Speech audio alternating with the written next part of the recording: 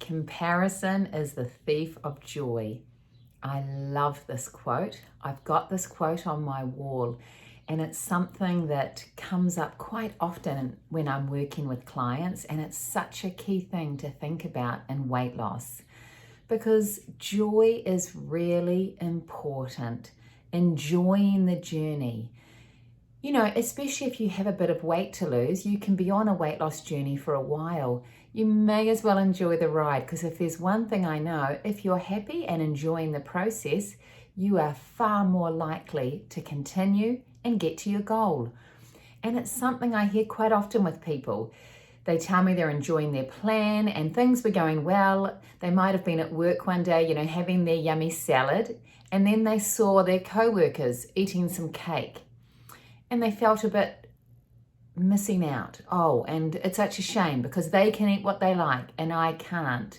And all of a sudden, a person who's been going along well and enjoying their food plan starts to feel a little bit despondent and sad, resentful even perhaps, that other people can eat things that they can't. Now, comparing yourself to others is always going to be an exercise in futility, really, because we don't know what other people truly do unless you live with them. I've had clients who are actually very social people who really do indulge in social occasions, but the trade-off is that they work a really tight exercise program. They're very disciplined with their nutrition on other days of the week. So yes, when they're out and about, they may look like they can get away with a lot, but actually no, the only reason that they're able to do that and still see a result or look the way they do is that the rest of the time they're really disciplined and focused. So you don't truly know what's happening for somebody else unless you walk in their shoes. And I think it's really important to keep focusing on what you're doing and how you feel and keeping in joy, hopefully being happy. If you're not happy with your food plan, change it. Find some different options. Bring in more food that you enjoy. Talk to a nutritionist. Get a plan. It's so important that you enjoy your food. If you're not enjoying the journey, you need to also look at your mindset. Maybe reset your goal. Joy is very important. Now, alongside comparing yourself to others, there's another thing that I would love you to think about that I think is even more damaging than looking at other people. It's comparing yourself to yourself in other stages of your life where you might have lost weight in a different way, perhaps more quickly. As a woman especially, we are changing all the time. Every phase of a woman's life is very specific and completely different from the past. You imagine you're going through puberty, then you may be having babies, massive change, then menopause. And every year, probably from the age of about 35, every year your body is changing.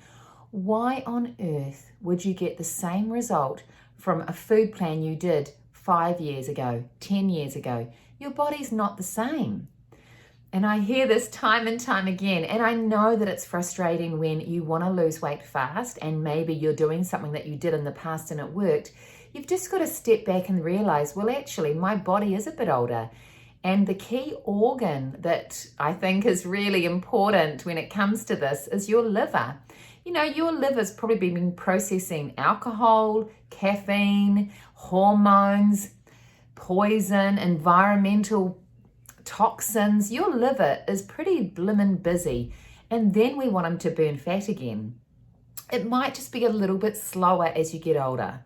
Now, does that mean it's not going to happen? No, it doesn't.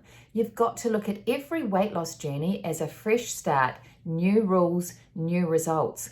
What I know for sure is that if you want your goal and you're prepared to keep going, you will get there.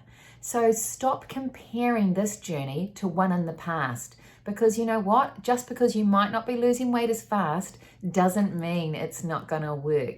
You've just got to keep going.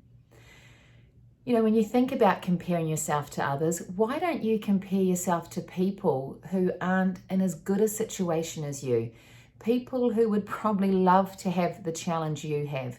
I'm thinking of people who have illnesses where unfortunately they don't get a choice in their outcome. You know, that's unfortunately all too prevalent in our community, whereas excess weight is a problem that you are in control of. Okay, that's very empowering. So I'm not wanting you to compare yourself to others in a negative way, but it's more just saying, yes, you may not be as lucky as somebody you know at work who's got a faster metabolism. This may be a different journey than perhaps one you've done in the past, and you're going to have to keep going a bit longer. But you know what?